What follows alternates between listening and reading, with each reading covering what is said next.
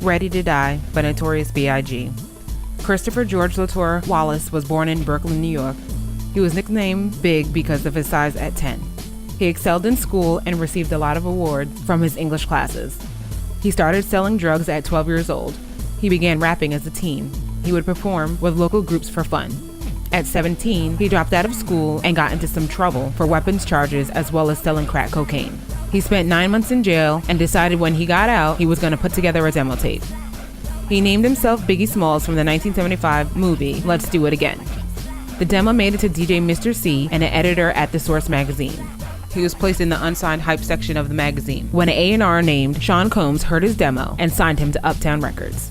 Sean was fired and started his own label, and Biggie was the first artist signed to Bad Boy Records. Ready to Die is the debut album of the Notorious B.I.G.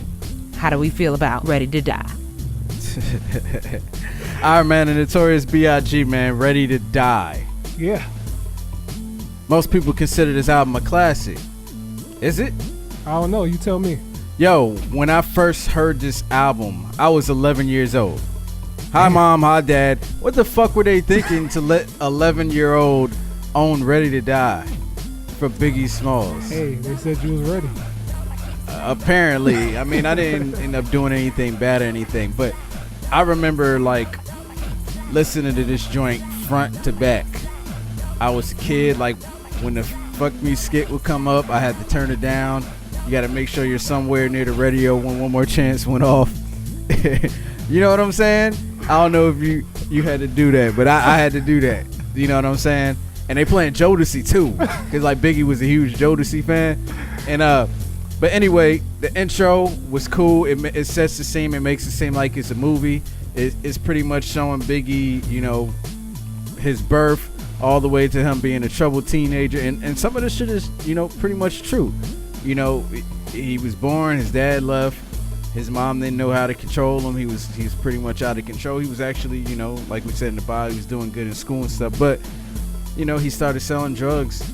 You know, I mean, he talks about it in the songs. Like, you want to know about Biggie, he talks about it in the music. You don't have to ask anybody. Yeah. And I love the skit. Puff Daddy in the skit. You can hear him, the Proud Dad at the beginning. Like, Lil' Kim's in there for a little bit. And I don't know who everybody else is, but Things and Change comes on. And the beat is just fucking crazy. I love the sample. You sample Dr. Dre, like just off the Chronic. You know what I'm saying? And it just sounds so great. Puff Daddy did a nice job of jacking the G-Funk sound, but still keeping it an East Coast sound of music. He did a really good job. Him and Moby and the Hitman, they did a really good job. Heavy D. And Things and Change is crazy. My mom got cancer in her breast. Don't ask me why. I don't want to fucking stress. You know what I'm saying? Give me the loop. Crazy. I love the storytelling ability there. Back and forth. The voice changer is kind of funny. It kind of took me a minute to realize that was him. Oh, really? I was like, yo, what the hell? Hey, don't shoot me. Hey, Machine Gun Funk, crazy. Warning, that shit is a classic. Yeah. The music video is funny. He's sitting here talking to Puff Daddy on the phone while Puff Daddy just nodding his head, riding, listening. It's just like the Puff Daddy forget that this is supposed to be a phone conversation, not a video. But anyway, Ready to Die. They took one of the samples out when you listen to it now on the hook. Yeah, it's like some kind of like horns that play during the hook. They took them out, kind of discouraging, but it's dope lyrically. One More Chance, Biggie pretty much just shows you how he don't play around when it comes to lyrics, man. And like, you know, like I said, the Fuck Me skit is funny. The what him and Method Man is crazy. That's when I actually realized Method Man was actually really, really nice. When I heard him and Biggie. Juicy is pretty much probably like the #1 classic hip hop song, period. Yeah. Like almost everybody, it was all a dream. I used to read Word Up magazine. You know, most people know that. You don't have to, you know. Everyday Struggle. Love the beat, love the sample. Surprised nobody resampled it yet. You know, dope ass story. You know, some of that stuff is true. You know, Me and My Bitch, you know, being older, you look at it kind of like, you ain't got to talk about it like that. But, you know, it's the artistic thing. You know what I'm saying? It's a crazy story. You know what I'm saying? You can understand everything he's saying. Biggie's a very great storyteller. You can visualize everything. Big Papa is a great song. Respect with Diana King. Gotta love that. Friend of Mine, if I had to say there was a song that I didn't like as much as everything else, I'd have to say it's Friend of Mine. Okay. And it's not because of the lyrical ability, it's just because how the beat starts. But I like it as it adds more instruments towards the middle and throughout the rest of the song. Unbelievable is fucking unbelievable. I love the R. Kelly sample in there. Like, it was perfect. You know, Suicidal Thoughts, I don't know why, I just love that fucking song. I like songs where rappers rap about suicide. I'm not suicidal. It's the whole arrangement of it. It's just very, like you said, the way like it was crafted. Got Puffy in the background on the phone and everything like that. It just adds another layer to it. It's real dope. Absolutely.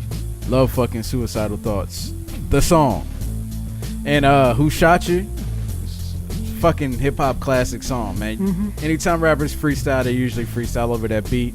Just Playing Dreams was fucking great. Yep. Little Kim ended up doing her own version, which was pretty dope. Yo, Biggie's album, A+, masterpiece. It's not really much you can say about this album that's bad. Fucking love Ready to Die, man. Yeah. How you feel about it? Yo, disclaimer. I was 6 when this came out, so I don't have that much of a history with it. But it was always playing around me. Biggie was always played everywhere I went as a child. So, you know, growing up, I heard Biggie a lot. And I never really focused on him until, you know, my recent years. I would say the last 5-10 years. But I've never went and listened to that album in its entirety from beginning to end. I always heard one track here, one track there, da-da-da. I never took the time out to actually sit down and listen to it in its entirety. And I have to say that from beginning to end, what I know most about Biggie is he can grab your attention immediately. And I think that's something that many artists lack today. For somebody to captivate you with their wordplay, the profoundness of how they say something, you know. I think that's one thing that hooks me about Biggie is just the fact that how he pronounces his words and how it captures you, just the way how he said it. Like, even though, like you said, on Me and My Bitch, something we won't use today, but just in that manner he was using it, it's kind of like, damn, you know, he really fucking cared about her, you know. It's crazy to really feel that way, but it's just crazy. But overall through the whole album, I want to say that the most of the songs that I loved were what was the second track? Oh, Things Done Change and Give Me the Loop. Like, I had to play those back over and over again because it was just the way he rapped over both of those songs, especially Give Me the Loop. Like, just that whole, I'm like, yo, who was this rapping with him? And I'm like, yo, this is him. It's just like a younger and older version of himself, you know? And just the way that he went back and forth with himself, I'm just trying to think, like, how did he record this? Did he, like, record one verse first and then just go back over the track again? Or did he do it back and forth, back and forth? Like, do you know? Or is it known? I'm assuming he just laid one and then he did the other one. Okay. Because like he even says at the beginning, you know, my man, if left for taking a 9 at the crib, turn himself in, he had to do a bid. Yeah. You know, he'll be home then in '93. I'm ready to get this paper G. You with me? And then that's when he comes in. Motherfucking right? Yeah. My pocket's looking kind of tight. It's just like, you know, just how he's going back and forth. I'm like, yo, to be able to have this much like cadence to just do this, it's just crazy. Machine Gun Funk, I love that a lot, man. It's just the whole arrangement of it is real dope. Warning is dope. Ready to Die, I really wasn't feeling it as much. Really? It's cool. Like, I don't really feel it that much. But One More Chance is crazy. Like you said, the Fuck Me and Lose is funny. The What, though, man, him and Method Man just going at it, like, it's just such a laid back flow. And it's just like, they just easily ride it. And I like how they both like go after one another, especially in the second verse when Biggie just comes in. Like, it's just crazy. Juicy, of course, we all know about Juicy. Everyday Struggle is crazy. Like, I'm like, yo, I ain't never heard this. That was my first time hearing it. Wow. Like, and I'm just like, yo, this shit is dope. And it's like you said, why have nobody rapped over this? Because this beat is crazy. Me and My Bitch, that was a dope story. Like, you know, how you just feel about the the skits on the song with Puffy? Oh, I like them all. They were I funny. believe it it added a lot. Like, they kind of built on their relationship. yeah, and it's just like, I can guess that's how his personality was. Like, he loved women, he loved, everything. So that was cool just to like see that. And back then, that was probably not really usual for an artist to do interludes like that. So I'll bet you around that time it was like, damn, you really having sex with a girl, or if a girl giving you some head like that on a fucking CD is crazy. But Big Papa, of course, we all know about that. Respect was cool. I can kind of feel what you're saying about Friend of Mine, but Unbelievable, it's crazy, like just crazy. And Suicidal Thoughts, man, I just love that whole arrangement. Hearing them saying all that's stuff. really how the album ended. Yeah, I knew you was telling me that, and that's really dope though, because that kind of leaves you thinking like, damn, it's crazy. But like you said, Who Shot You and Just Playing, dope songs. So I would give it an A.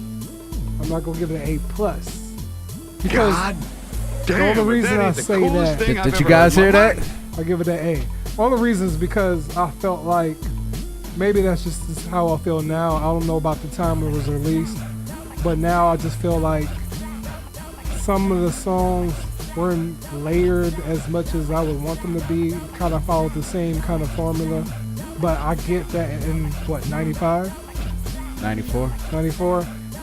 Probably during that time it was consistent with what was out at the time. So I would say that. Nah, it wasn't. I mean, it was like new. Then Like, you really hadn't heard anything like this shit. then maybe that's just in my opinion. I'll just say that. I just felt like there could have been some differences, something different here and there. I kind of feel like it was just a nice drum beat and a nice sample here and there. I really feel like there was much different he could do. I don't know. I mean, that's what Puff Daddy does, though. Yeah. Puff Daddy's, he's all about, take hits from the 80s and make them sound so crazy. I mean, he said it and, feel so good. Right. I do want to throw out there respect. I really like the fact that he's kind of just talking about growing up. He starts out talking about how he's a kid in his mom's stomach for 10 months and he's getting impatient. Yeah. Like, it's dope, man. And Biggie's cadence and the way he pronounces his words and like his flows, he just jumps back and forth and flows effortlessly. I can see why a lot of people, reference like, I used to listen to Biggie and all this, because the way he attacked the music, it was so unorthodox for some people to attack the music the way that Biggie did. I mean, I just think back to like all the verses. Like I remember when he put the Get Money remix out. Like, it's Brooklyn in the house without a doubt. I'm the rapper with clout. All the other niggas yap about. Check it out. Guns I bust them. Problems with the wife, don't discuss them. Coos and Learjets, I lust And I them. bet you the first time people heard that, they were just like, yo. Like nobody was rapping like that. Yeah. Biggie is technically responsible for like extreme growth in hip hop. And I can see and why. like there's no Biggie without like a Big Daddy Kane and you know what I'm saying? Like so Rakim and Big Daddy Kane basically paved the way for Biggie, but Biggie said he wasn't really influenced by anybody. He just rapped to get off the streets because he knew he was nice. Yeah.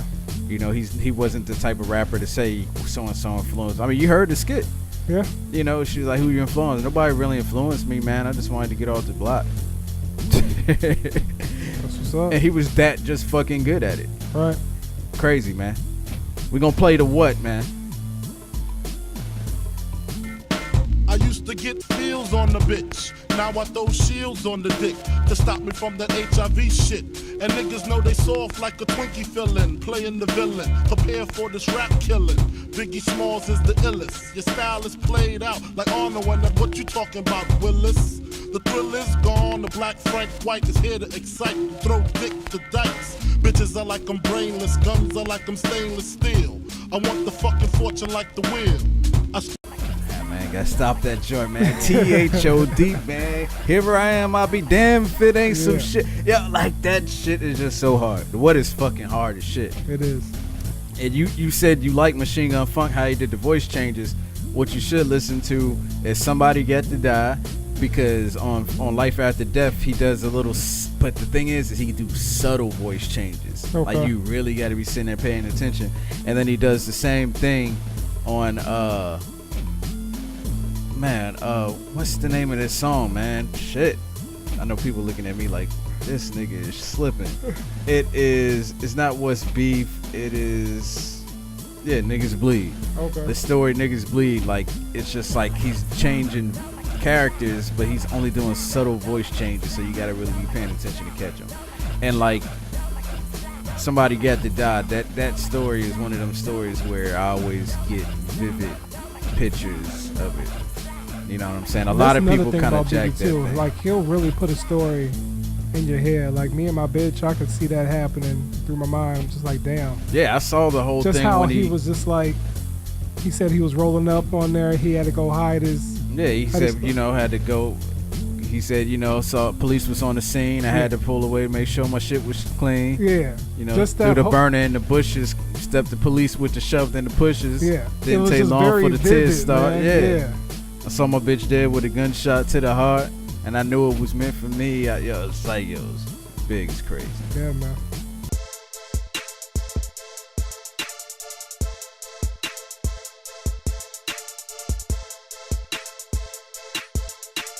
Yo, you looking for TV reviews, music reviews, movie reviews?